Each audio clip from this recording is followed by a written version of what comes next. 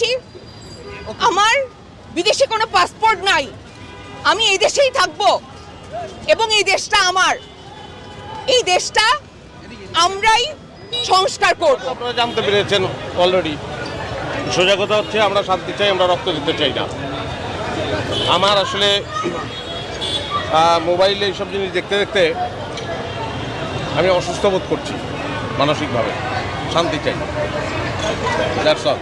ছাত্রদের উদ্দেশ্যে কিছু বলবেন কিনা?